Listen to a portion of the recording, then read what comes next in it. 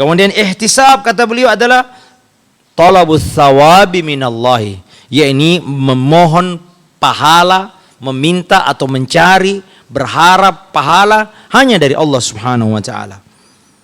Imam Al-Khattabi juga menyebutkan apa yang dimaksud dengan ihtisab. Secara khusus beliau mengatakan azimah, adanya tekad yang kuat untuk meraih apa yang ada di sisi Allah Subhanahu wa taala. The power of hope. Bapak Ibu yang dimuliakan, lihat para sahabat jamaah, kalau perang Pak, kami datang untuk mati syahid. Kami mencari kematian, orang kafir cari uang. Ini jadi beda motivasinya Pak.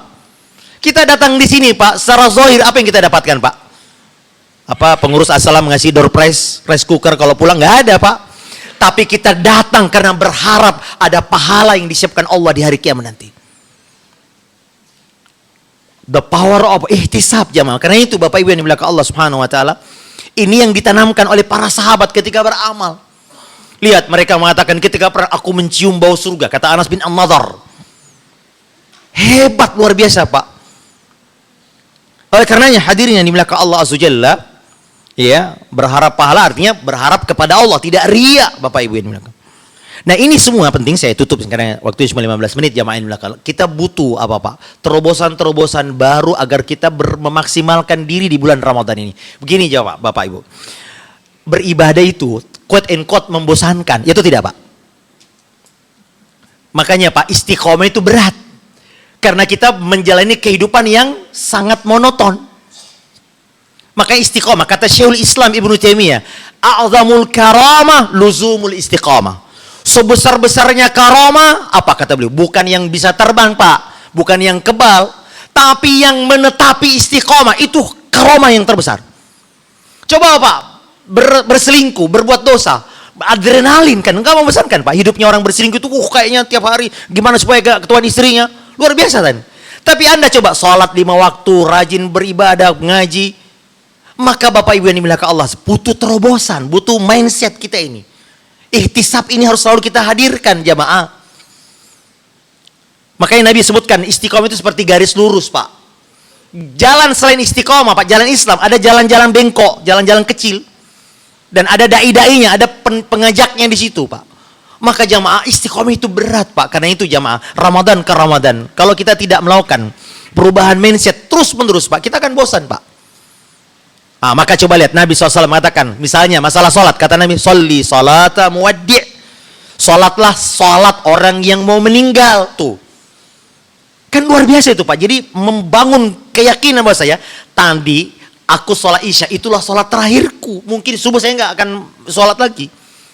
Kalau Bapak Ibu secara kedokteran medis dikatakan Bapak, jantung Bapak hanya bisa bekerja sampai bulan Juni Pak, apa yang Bapak lakukan? Ibadah kan maksimal Pak. Diajak bukber di restoran nggak mau, nggak, saya tanggung nih Pak. Kenapa nggak ini dia pakai ketika berRamadan juga Pak? Bisa jadi ini adalah Ramadan terakhir kita. Sayang kalau kita nggak taraweh, sayang kalau kita nggak baca Quran. Kesempatan ini adalah cara kita memotivasi diri Pak. Saya alhamdulillah Pak, hampir tiap tahun pergi haji, hampir tiap tahun 5 kali 7 kali pergi umrah. Saya sering tanya, enggak bosan Ustaz? Saya bilang iya sih, kalau harus ada terobosan. Coba lihat Pak, orang yang lama di Mekah Pak, sholatnya di mana Pak? Di depan toko. Anda yang pernah datang, nggak mau kalau nggak sholat depan Ka'bah, itu tidak Pak? Effortnya luar biasa tuh. Ya, hari pertama, hari kedua sudah mulai, hari ketiga nyangkut di toko Pak, nggak sholat lagi tuh. Maka Bapak Ibu perlu terus menerus kita sirami ini hati kita agar nggak bosan beribadah. Maka Bapak Ibu yang dimuliakan Allah Subhanahu, ini ada faktor-faktor tertentu. Makanya Nabi SAW ketika Ramadan datang ya, qad ja'akum Ramadan syahrun mubarak tuftahu fihi abwabul jannah, pintu surga dibuka, wa tughlaqu fihi abwabun nar, pintu neraka ditutup, wa tughallu fihi syayatin, setan-setan dibelenggu. Di dalamnya ada satu malam lebih baik daripada 1000 bulan. Man hurima khairaha faqad hum, siapa yang terhalang dari mendapatkan kebaikan di malam Lailatul Qadar, maka ia terhalang dari seluruh kebaikan. Coba lihat Pak, luar biasa tuh. Kata Imam Durajab, bagaimana Anda seorang mukmin tidak bergembira ketika mendengar pintu surga dibuka? Bagaimana Anda seorang pendosa tidak senang ketika mendengar pintu neraka ditutup?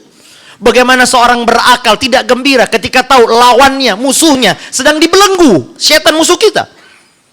Bagaimana kita tidak tertarik, Pak, mengetahui ada satu malam yang beramal di malam itu sama dengan 83 tahun. Investasi di malam itu sama dengan keuntungan 83 tahun. Makanya Ibnu Qayyim mengatakan, seandainya Lailatul Qadar tidak diberitahu di mana dan kapan, kita akan cari sepanjang tahun. Ini butuh eksternal, internal ini, Pak, memotivasi diri. Dengan kayak gini-gini, kalau enggak, Ramadan kita membosankan, 30 hari loh Pak Ramadan. Maka lihat, inilah yang disebut dengan imanan wahtisaban.